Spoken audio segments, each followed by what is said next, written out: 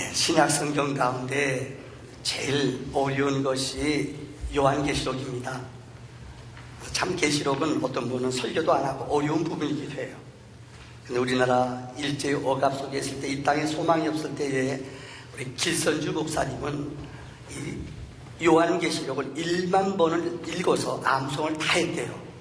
그래서 부흥회 때마다 이 목사님이 가서 계시록을 강의했어요. 그래서 얼마나 많은 사람들이 변화를 받고 은혜를 받았는지. 길선주 목사님의 요한계시록은 우리 역사에 남는 아주 위대한 설교입니다. 구약에서는 이 계시록이 있어요. 예언서라고 그래요. 다니엘서입니다. 신약에서는 우리가 이 요한계시록을 예언서라고 말하면은 구약의 대표적인 예언서는 다니엘입니다.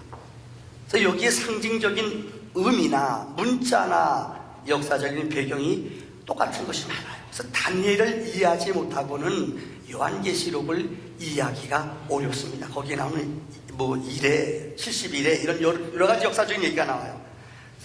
오늘부터 주일 낮에 다니엘서를 설교하려고 합니다.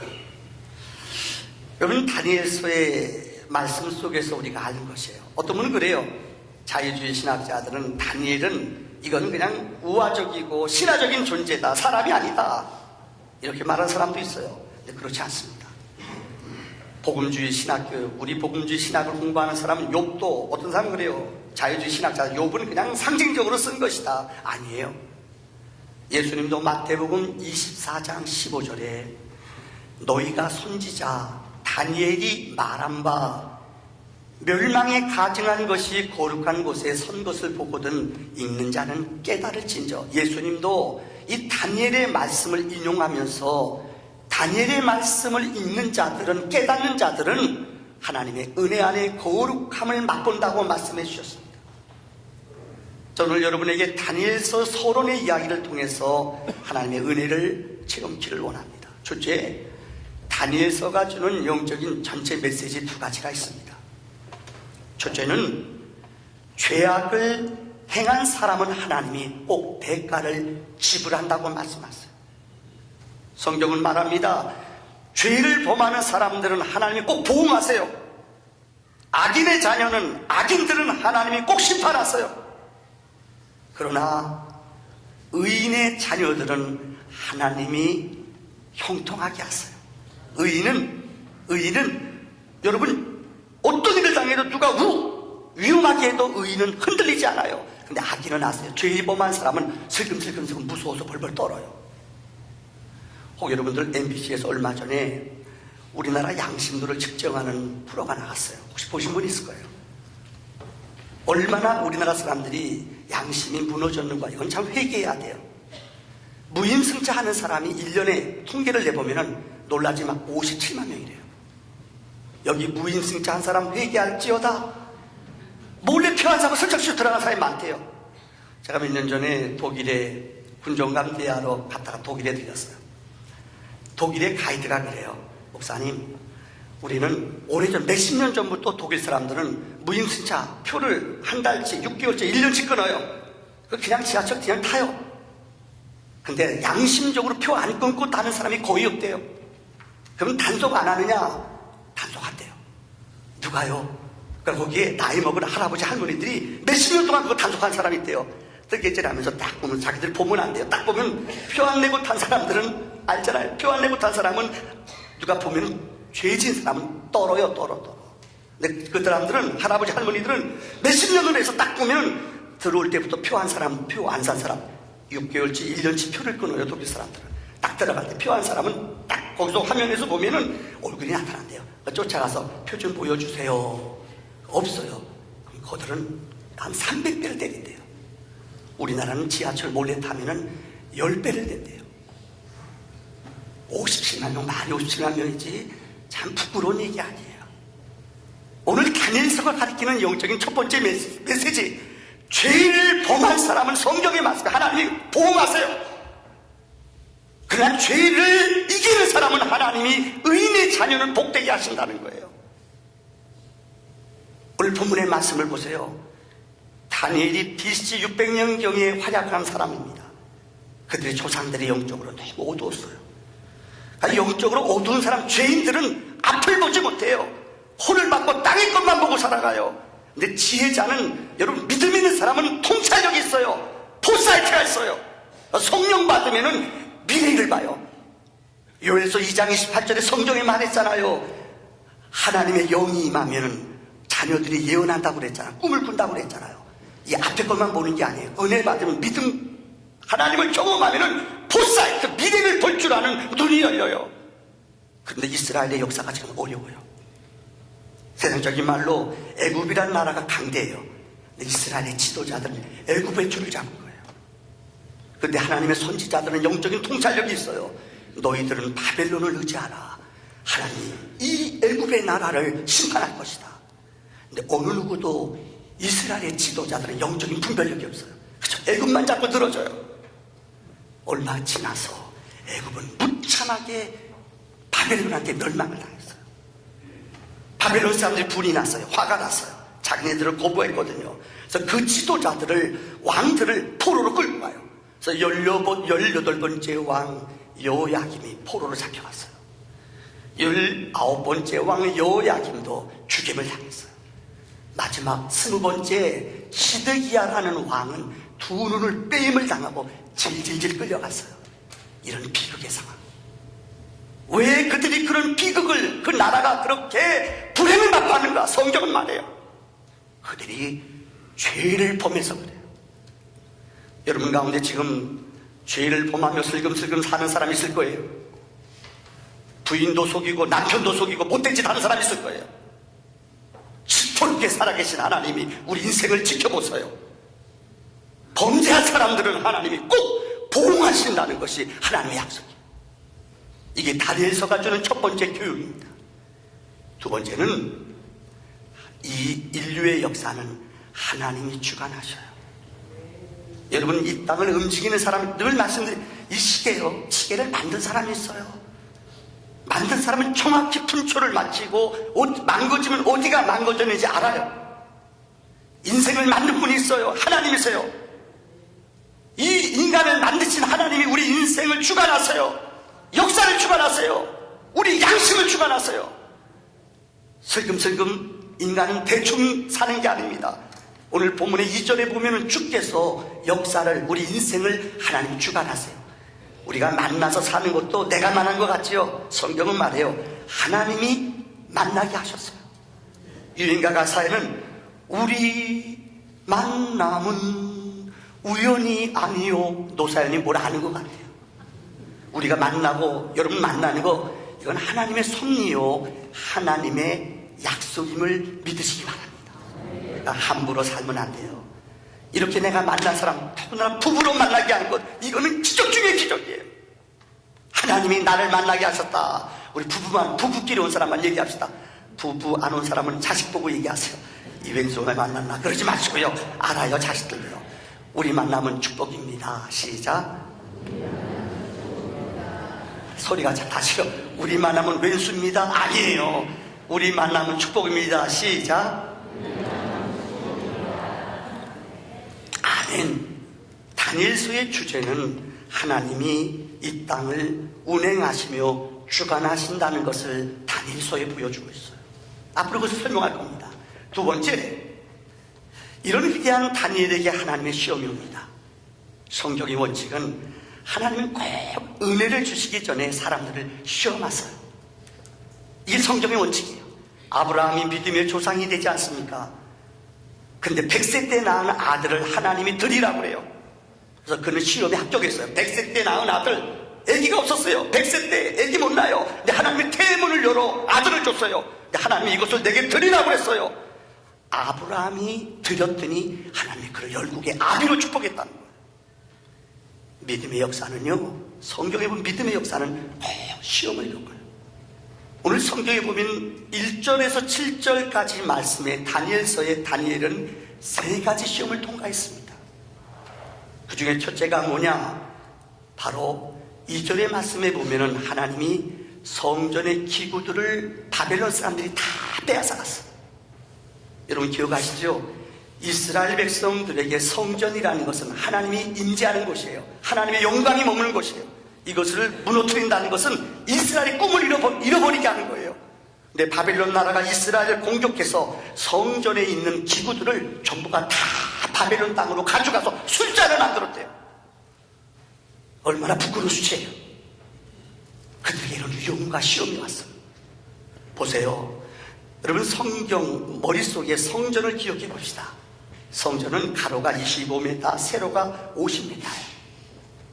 거기 들어갈 때 맨 동문으로, 성전에 들어가는 문은 하나밖에 없어요. 구원의 문은 하나밖에 없어요. 예수밖에 없다는 거예요.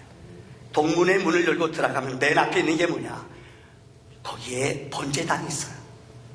그래서 하나님 앞에 번제단에 먼저 꼭 하나님 앞에 예배 드리러 온 사람들은 하나님 앞에 예물을 드려요. 그래서 좀 형편이 있는 사람들은 소를 드리고, 조금 어려운 사람은 뭘 드려요? 양을 드리고, 아주 어려우신 분은 뭘 드려요? 비둘기를 드려요. 형편에 따라 드려요. 근데 중요한 것은 뭐냐? 하나님 앞에 제물을 형편에 따라 드리는데 병든 거, 짜투리, 그 다음에 여러분들 절름발이, 이런 것들은 하나님 앞에 안 드렸대요. 흠없는 것을 하나님이 기뻐하는 정성으로 드렸다는 거예요. 그런데 이 분향단이, 이 번제단이 이스라엘에게서 없어져 버렸어요. 여러분, 번제단은 무엇인 줄 아십니까? 내가 죽는 것이에요. 하나님 앞에 와서 예배 드릴 때 첫 번째 하는 게 뭔지 알아요? 짐승을 갖다 내 죄를 짐승에게 안수해요. 죄를 전가해요. 그래서 교회에서 꼭 우리가 기도할 때 회개 기도하거든요. 내 영혼이 깨끗해야 돼요. 거룩해야 돼요. 내가 죽어야 돼요.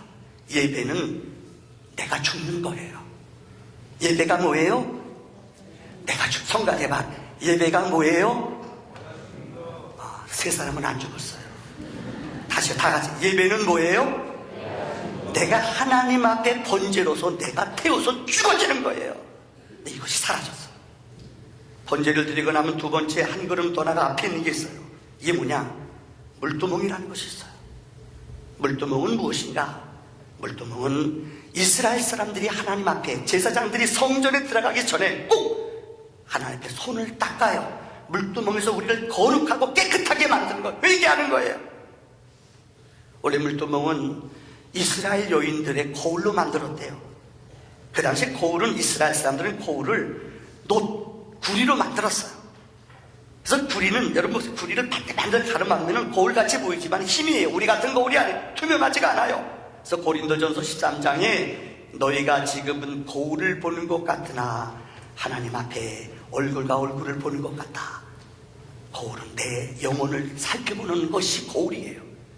예배할 때 꼭 물두멍이가 손을 씻어요. 회개 기도해요. 하나님 앞에 내 자신이 깨끗해야 돼요. 세상에 일주일 동안 나가 살면서 더럽고 찌꺼기 있고 더러웠던 악한 것들, 잡초들, 이걸 다 말씀을 통해, 은혜를 통해 뽑아내야 돼요. 이게 물두멍이에요. 근데 이 물두멍, 회개가 이스라엘에게서 없어졌다는 거예요.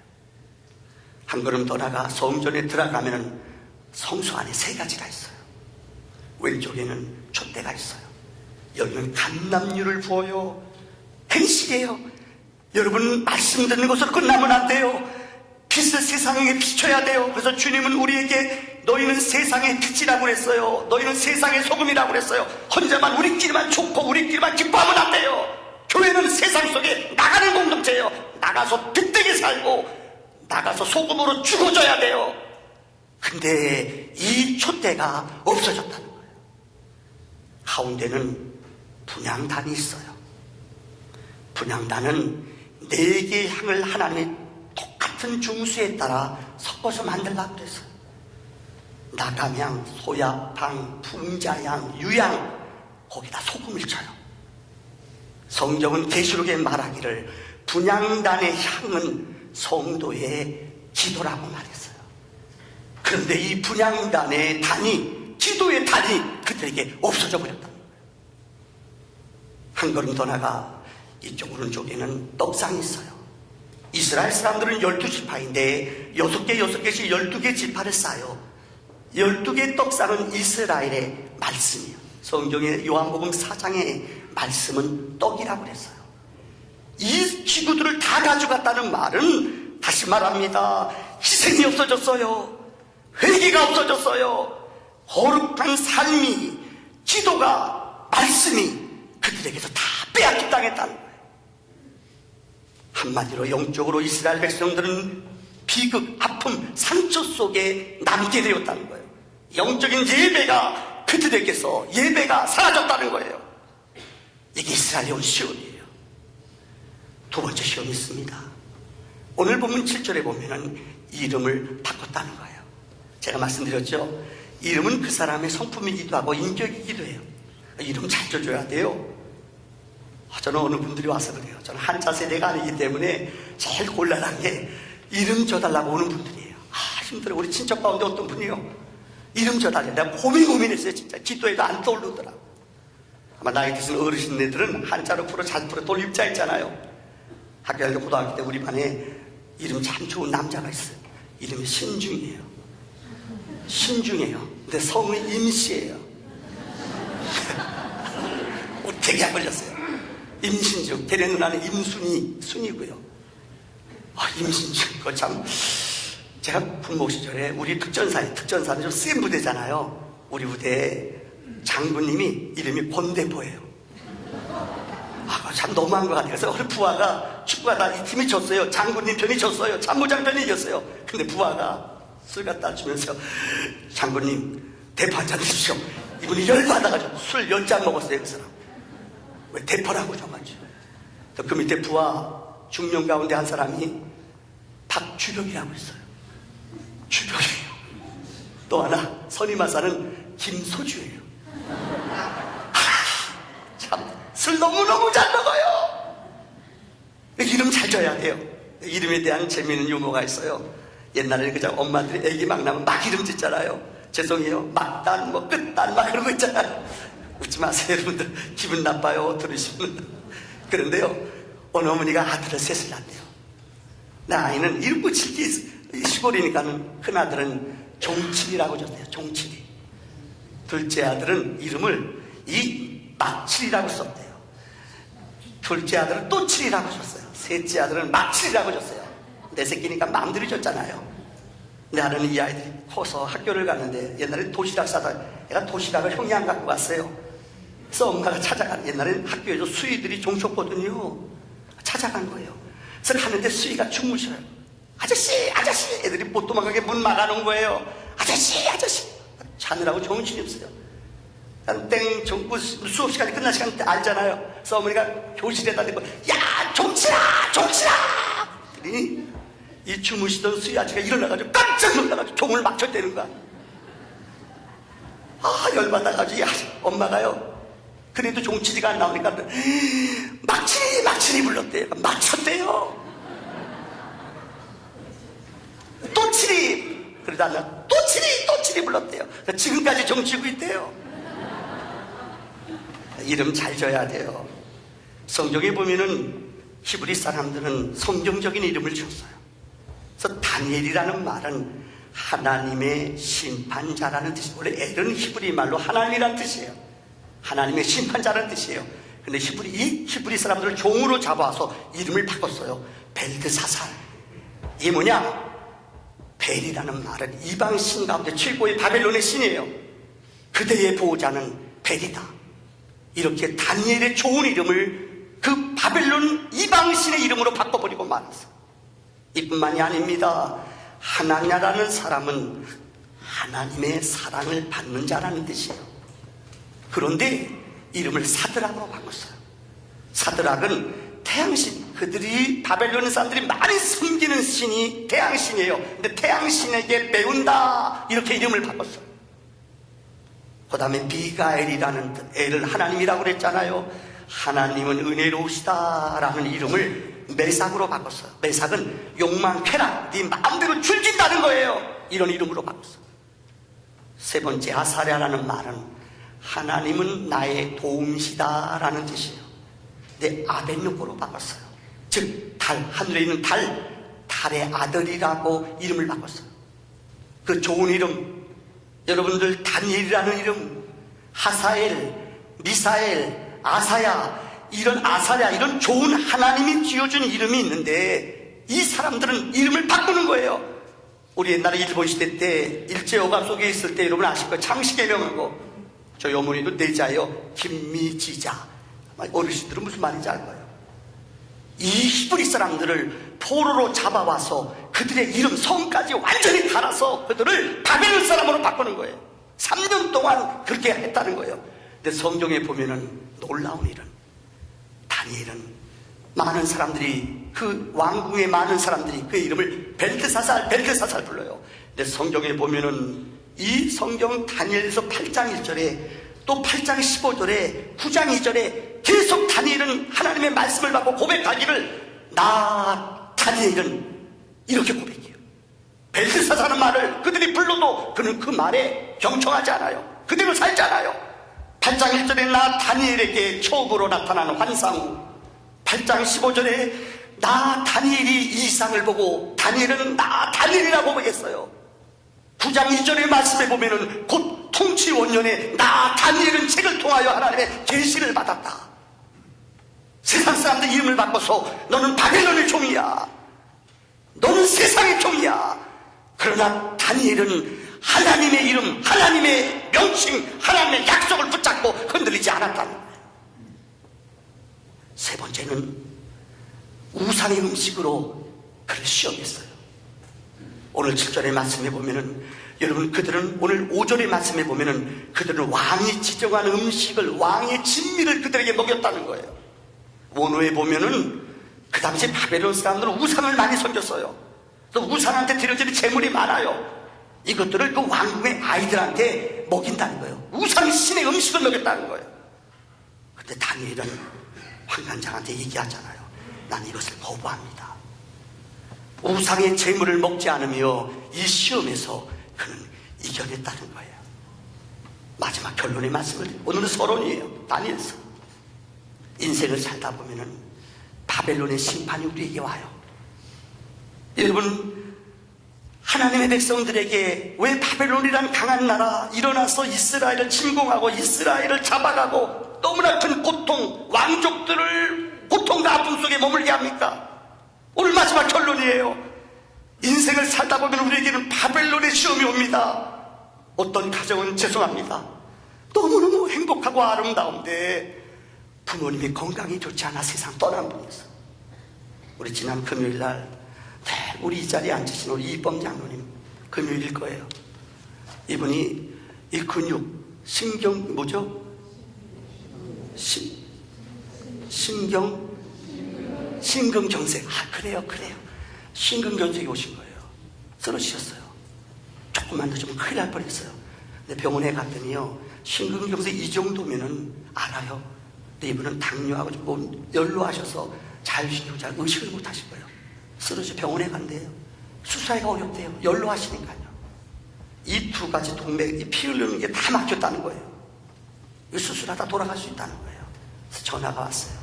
그래서 금요일날 우리 교인들 심야 기도할 때 열심히 기도했어요. 근데 너무나 놀라운 게 회복돼서 일반 병도로 나왔대요.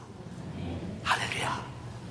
인생 살다 보면 여러분에게 생각하지 아니하는 이런 바벨론의 시험이, 어려움이 우리에게 와요. 저도 개인적으로 정말 안 믿는 집에서 예수 너무 열심히 믿었어요. 하나님을 열심히 했어요. 근데 하나님이 왜 그러시죠? 저의 둘째 아이가 장애자라고 했잖아요. 지금은 15살 때 세상을 떠났어요. 참 너무너무 마음 아프고 힘들었어요. 장애자를 키우지 않는 부모는 그 말이 무슨 말인지 몰라요. 15년 동안 그 아이를 키우는 게 너무 힘들어요. 오줌똥 좀 가렸으면 좋겠는데 못 가려요, 애가.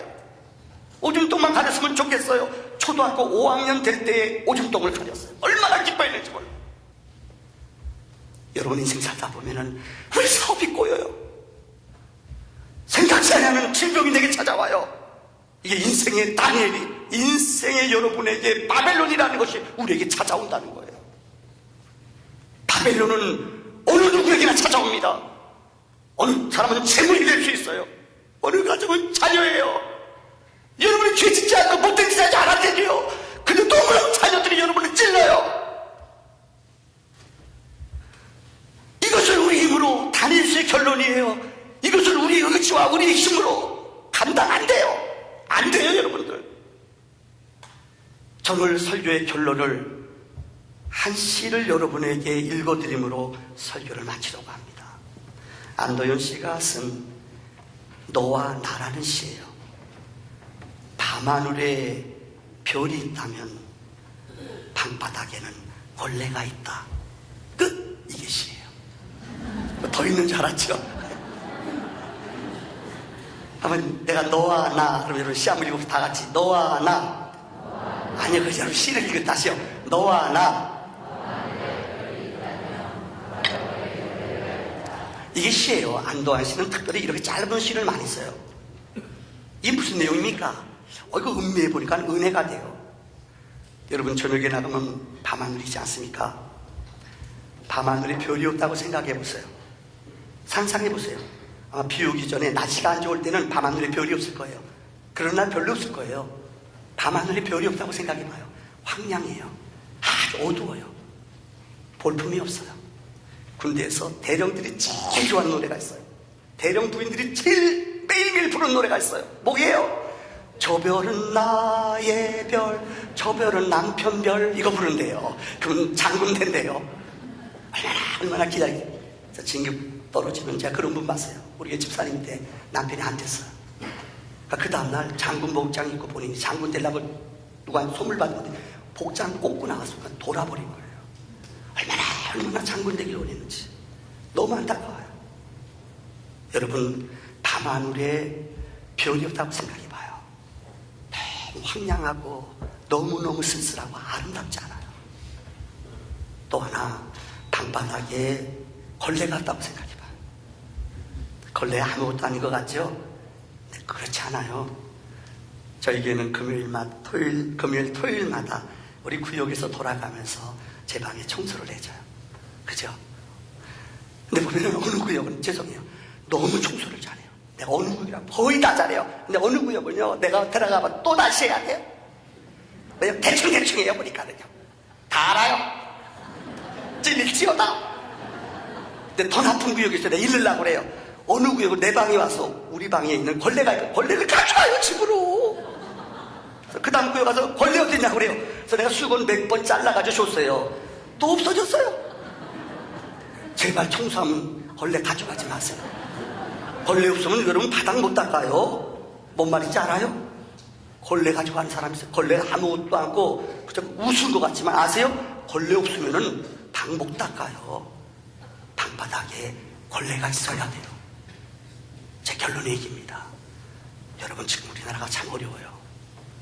정말 어렵다 그랬는데 진짜 어려워요. 우리가 자생력이 없어요. 우리 힘으로요. 자원도 없어요. 경제, 우리나라만 어려운 게 아니에요. 주변 여러 나라 진짜 어려워요. 어제 뉴스 들어보셨어요? 일본에는 산보시대예요. 거기도 산보시대예요. 아이들이 직장생활 안 하고 엄마 품 안에 살기를 원한대요. 그런 사람이 많대요. 우리나라도 그래요. 외국도 그래요. 서양, 유럽, 미국 경제가 너무 어려워져요. 지금 점점 어려워요. 자본주의가 영원한 게 아니거든요. 우리도 그래요.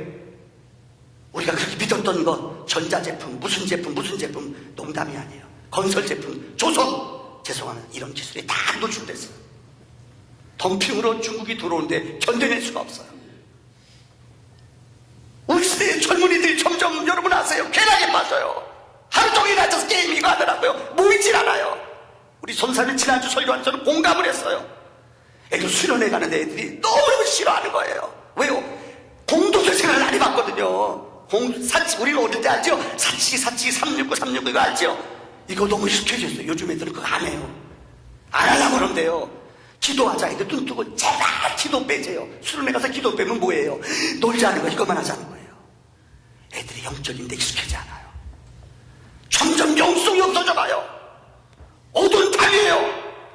교회는 점점, 죄송합니다, 신뢰를 잃어가요. 죄송해요. 교인들도 죄송해요. 지 마음대로 왔다 마음대로 가요. 난 등록하면 군목생활, 등록하면 군대는 우리 교회 신자예요. 근데 여기 민간교회는요, 등록해도 우리 교회 신자가 아니에요. 지 마음대로 막 왔다 갔다 해요. 참 죄송합니다. 점점 시대가 어두워져요. 영적인 것보다는 쾌락적이고 세속적이고 육적인데 너무 민감해요. 이 어두운 시대에 여러분, 오늘 안도연 시인이 말한 것처럼 우리에게 진짜 별이 필요해요. 이 세상에 진짜 걸레는 무익하고 누구도 안 알아줘요. 냄새나요. 그런데 걸레는 꼭 필요해요. 하나님이 이스라엘 바빌론의 역사 어두움 속에 별같이 걸레같이 준비한 사람이 있습니다. 그 사람은 다니엘입니다. 아무리 어렵고 힘든 세대라 할지라도 하나님은 여러분을 별로 걸레로 예비하신 줄을 믿습니다.